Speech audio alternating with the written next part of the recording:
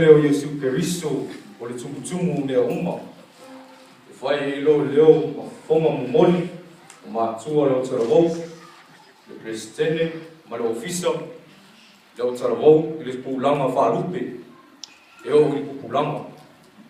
Mātua te whawhiroa i atu wai, i pa ia le sauringa le nintai au. Ma alo le soifua, le langi mamā.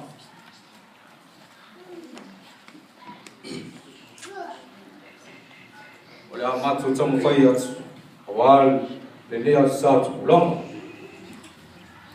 Papa ia o whawhonga, le sila, ia vi ia Yesu Keriso, o le tumutumu o te auma, so fua.